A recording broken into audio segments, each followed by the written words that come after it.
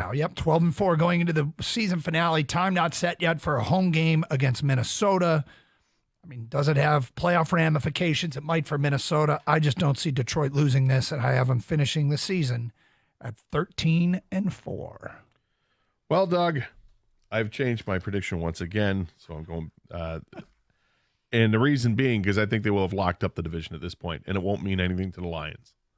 You think they'll have locked up their seeding as well?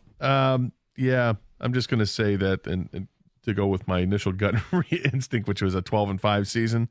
So I'll have them losing to the Vikings to finish the year, which is not the ideal way to finish the season, 3 losses in a row.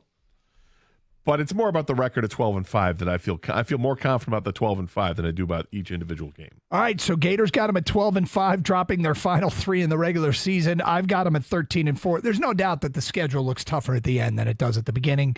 Kang, you've watched our work our way through the schedule. Any comments in your prediction for the season? You guys know how I feel about the schedule thing. It's so hard to predict who's going to be good and who's going to be bad. It's the NFL. We've seen every year there's a last place team that wins the division. There's these tier 1 teams and there's these like bottom feeders, right? And then everyone in between, which is a lot of the NFL, is so hard. So for me, I don't even go through the week. I look at the team itself, like the Lions. What kind of team do I think they are? Well, how many wins should they have? I think they should win the division. I think they should host a playoff game. I think they're a little bit better than last year. I got them at 13 wins, which is a little bit better than last year. Once you get into the tournament, once you get into the playoffs, all bets are off, and they've proved they can win playoff games. It's getting to over the hump in the NFC title game. So they're a Super Bowl contender. I got them at 13-4. I don't like the way Gator has them finishing. Even if that game doesn't mean anything at the end, 3 losses to end the season is not good mojo. So I hope they finished 13-4 with the losses spread out. I see this, my losses are spread out throughout the year. I focus more on my 12-5 number than I do on the individual games and looking at back and forth because I already flip-flopped a couple of them, and I still going back to 12-5 is where I wanted them to be.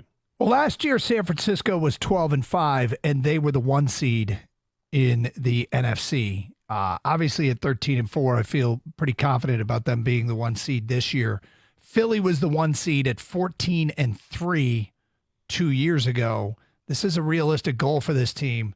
3 years ago, the 1 seed in the NFC was, I believe it was Green Bay at 13-4. So anyway, suffice it to say, we're in the mix for that. We're in the mix for that. And that matters. It mattered last year. If the Lions are playing San Francisco at home and have a 17-point halftime lead, I like their chances to close it out. Of course. Didn't the Lions just play out the last game this past season with nothing to play for?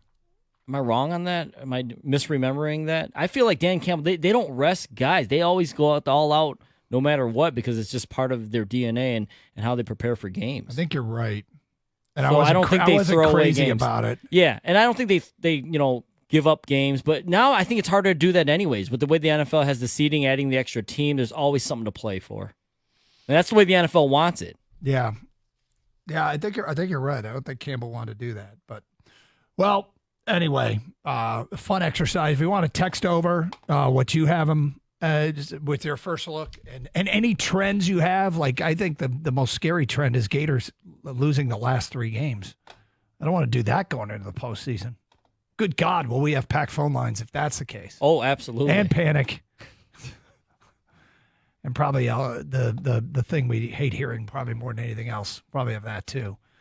Going into the postseason. But what do you got them at? 248-539-9797.